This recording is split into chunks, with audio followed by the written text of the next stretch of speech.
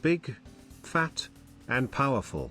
These are the words best used to describe American cars built in the 1960s and 70s, more so army surplus than actual consumer products. These things were made with one thing in mind, the quarter mile. Because of that, they aren't very well known for their performance in the corners, nor in longer straights, despite the power figures suggesting otherwise. As with all fat people in history, who overindulged in food and drink, ended up with a nasty case, known as gout. In the automotive world, we would like to refer to such a condition as valve float. It is exactly as it sounds, the engine valves floating and failing to close properly between pistons firing, which leads to a loss of power and a potential acquisition of some new, big block-based furniture. GT2 perfectly simulates this condition by having the red lines for all muscle cars be at around 7k RPM, whereas their peak performance is reached at 5k.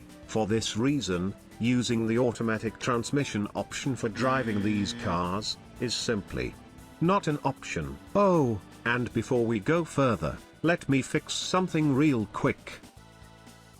The we go. Now that you know how to shift, let us actually learn how to drive.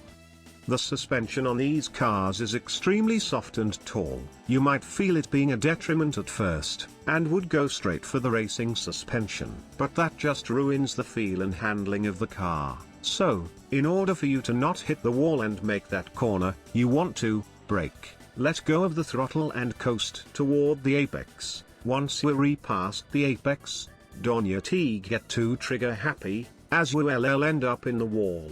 As you feel your car straighten out, get on the throttle and watch your gear, so that you don't end up spinning away all of your power. Do this for another 2 laps and you'll be on your way to that 8,000 credit race purse and AZ new car acquired. Now that you know what to do with your cheese on wheels, let's find out on how to make cheese and not yogurt.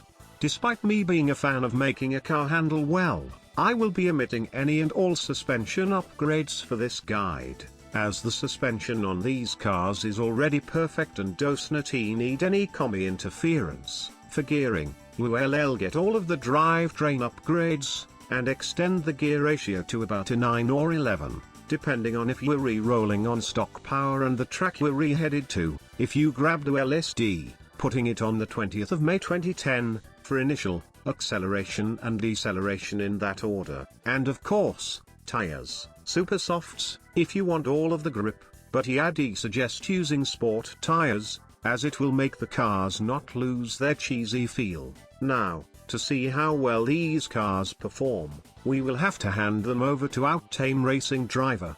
Some say that he has an unhealthy obsession with cats, and that his bed is placed at a 90-degree angle. All we know is that he's called Steve because of his mental disorder. Steve insisted to drive the Cougar. All of the cars have been stripped down and slightly tuned up, and he's off. Even in second gear, there is loads of wheel spin from the thundering V8. Trying hard to keep it under control in the carousel. Look at the suspension, it's compressing like it's made out of memory foam. Into the thumb now. Very well composed. To be fair, we have fitted this car with a limited slip differential and it seems to be doing wonders. Past the chicane, and down the corkscrew. Ah, what a beautiful shot. Quite tight through the barrel there. I really was not expecting to see that. Onto the backstretch and into the roundabout. Look at how the weight shifts. And you wanted to put better suspension in. This is basically perfect. Onto the final turn. Steve tags the outside wall there, which is not great for his time.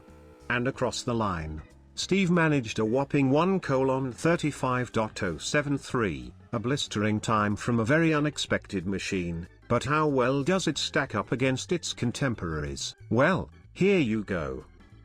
Now that you know how to motorboat, go get some trophies, and remember, if you get rammed, you have a 1,500 kilograms cruise missile, mounted on cheese. So just send it in the following corner. Goodbye and thanks for watching.